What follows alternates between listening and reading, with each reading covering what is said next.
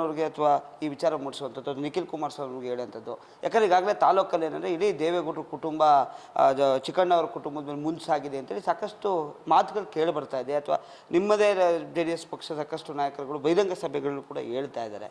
ಈ ವಿಚಾರಕ್ಕೆ ಏನು ಹೇಳ್ತೀರಾ ಸರ್? ಇಲ್ಲ, ನಮ್ಮ ತಂದೆಯವರು ಕೂಡ ದೇವೇಗೌಡರ ಅಪ್ಪಾಜಿಯವ್ರ ಜೊತೆಗೆ ಕುಮಾರಣ್ಣವ್ರ ಜೊತೆಗೆ ಅವಿನಾಭಾವ ಸಂಬಂಧ ಇದೆ. ಬಟ್ ಕಾರಣಾಂತರಗಳಿಂದ ಕೆಲವೊಂದು ನಾವು ಓದ್ಸತಿ ನಿಂತಿದ್ದು ಸೋತಿದ್ದೀವಿ. ಹಾಗಾಗಿ ಸೋತಾಗ ಅವ್ರಿಗೆಲ್ಲೋ ಮನಸ್ಸು ಬೇಜಾರಾಗಿದೆಯೇನೋ, ನಮಗೆ ಅದು ವೈಯಕ್ತಿಕವಾಗಿ ಗೊತ್ತಿಲ್ಲ. ಆದರೆ ನಾವು ಏನು ಗೌರವ ಇಟ್ಕೊಂಡಿದ್ದೀವಿ ಅದನ್ನು ಇವತ್ತು ಕೂಡ ಅದು ಗೌರವ ಇಟ್ಕೊಂಡಿದ್ದೀವಿ. ನೀವು ಹೇಳಿದ್ರಲ್ಲ, ಇದೊಂದು ಸತ್ಯ ಘಟನೆ, ನಾವು ಹೇಳಲೇಬೇಕಾಗತ್ತೆ.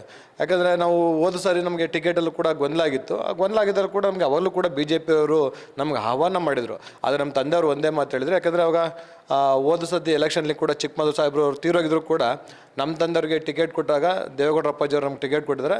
ಆ ಗೌರವಕ್ಕೋಸ್ಕರ ನಮ್ಮ ತಂದೆ ಏನು ಹೇಳಿದ್ರು, ನೀವು ನಮಗೆ ಟಿಕೆಟು ದೇವೇಗೌಡರ ಅಪ್ಪಾಜಿಯವ್ರು ಇಲ್ಲ ಅನ್ನೋ ತನಕ ನಾವು ಪಕ್ಷ ಬಿಡೋದು ಬೇಡ.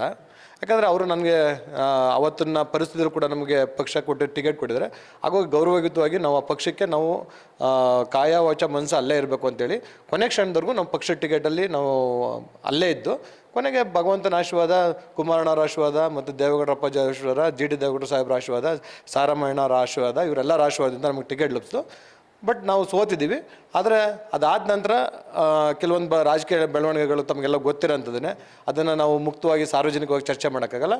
ಆದರೂ ಕೂಡ ನಾವು ಅವ್ರಿಗೆ ಏನು ಗೌರವ ಇಟ್ಟಿದ್ದು ಅದು ಈಗಲೂ ಕೂಡ ಗೌರವ ಇಟ್ಟಿದ್ದೀವಿ. ನಾವು ಆ ಗೌರವಪೂರ್ವಕವಾಗಿ ನಾವು ನಡ್ಕೊಳ್ತಾ ಇದ್ದೀವಿ. ಸರ್, ಕೊನೆಯದಾಗಿ